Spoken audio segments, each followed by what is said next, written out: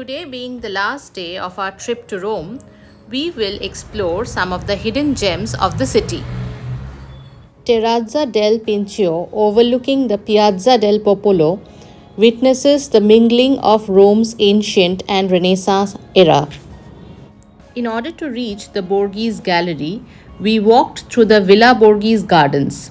You can get to the villa by Metro Line A, stop at Spagna, climb up the hill, and take a short 20-minute walk through the gardens to reach the gallery. You can see the fountain of the seahorses on the way. The construction of the villa was entrusted by Cardinal Borghese, who was the nephew of Pope Paul V, to Flaminio Ponzo. You must book your tickets in advance for Galleria Borghese because only 360 people are allowed at a time inside the museum. Further, you must follow the 2-hour visit schedule for the museum.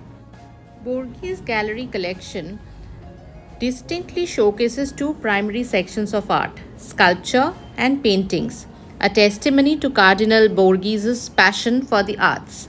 The sculpture section is dominated by unparalleled genius of Bernini in statues like Apollo and Daphne. His David also breaks away from the traditional static renditions and depicts the biblical hero coiled in action. In the realm of paintings, Caravaggio's influence is palpable. There are also masterpieces by Raphael and Titian in the collection. In essence, the collection at Galleria Borghese's rich tapestry of art offers an illuminating journey into the intricate worlds of sculpture and painting, embodying Rome's enduring artistic heritage.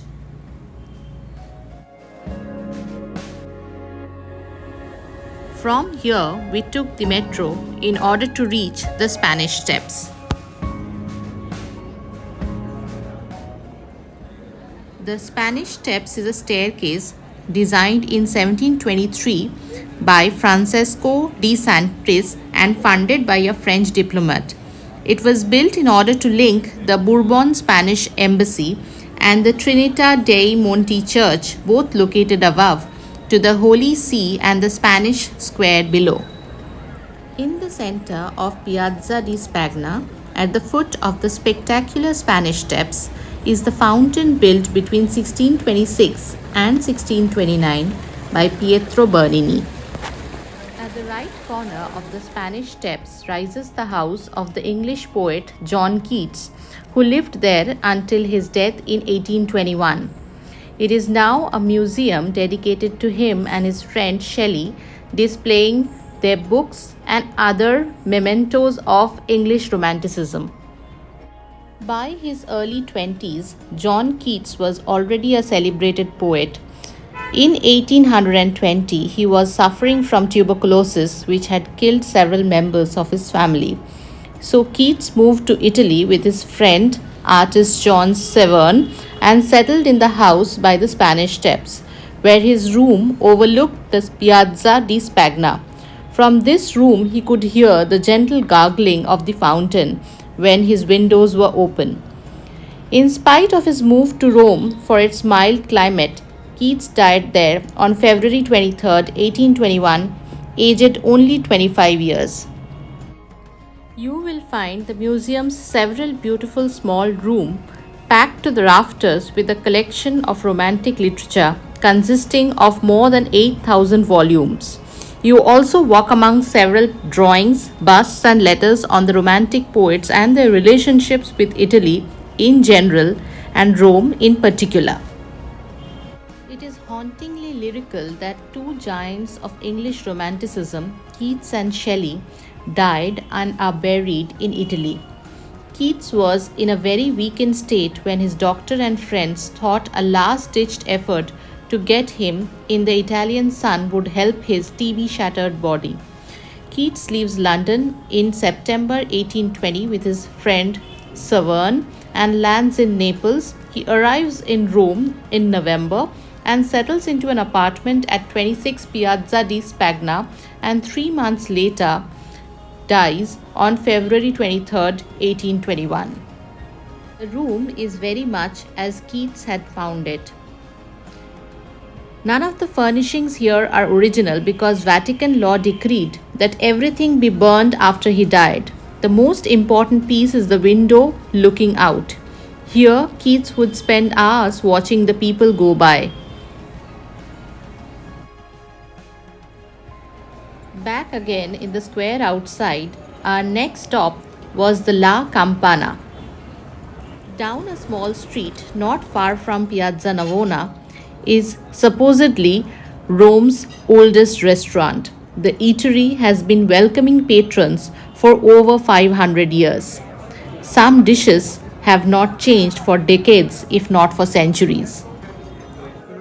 La Campana is also reportedly one of Caravaggio's favorite restaurant, and the Renaissance master has paintings hanging in two of the nearby churches. Our next stop is the Gioletti, which is reportedly the oldest ice cream parlor in Rome. It was founded in 1890 by Gioletti and opened their first creamery soon after becoming the supplier of the Italian royal family.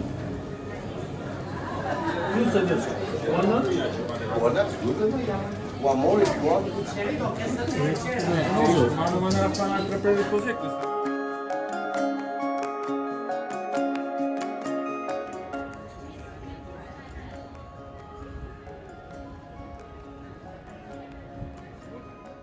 Mr. 100 Tiramisu offers a wide selection of the favorite Italian dessert. From the bus, we could also see the spot where Julius Caesar was assassinated. In the sunken square, which contains the ruins of Curia of Pompeii, on 15th March 44 BC, a group of senators stabbed Julius Caesar to death in a rectangular hall where the Roman Senate sometimes met. The Catacomb of Calixtus is one of the catacombs of Rome on the Appian Way, most notable for containing the crypt of the popes, which once contained the tombs of several popes from the 2nd to the 4th century. They originated about the middle of the 2nd century and are a part of the cemeterial complex, which occupies an area of 90 acres with a network of galleries about 12 miles long in 4 levels, more than 20 meters deep. Like the ancients, the Christians were also fond of symbolism. The main symbols were the Good Shepherd, the monogram of Christ, and the fish.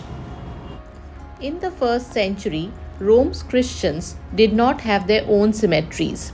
If they owned land, they buried their relatives there. Otherwise, they resorted to common cemeteries where pagans too were buried. That is how Saint Peter came to be buried in the great public necropolis on Vatican Hill. Arguably, the world's oldest surviving road, the Appian Way, was ancient Rome's vital lifeline, serving as both a military and economic artery. It is also believed to have played a role in inspiring the famous saying, "All roads lead to Rome." The road was originally built predominantly for military purposes, meaning Julius Caesar walked it along with thousands of other soldiers, leaders, and consuls. Christian converts were buried along the route, and the famous slave leader Spartacus was crucified on the Via Appia in 71 BC. The Appian Way is incredibly well preserved. After the last busy day in our Roman holiday, it was finally time to go back home. The next morning, we took a tram bus from Roma Termini train station to the airport.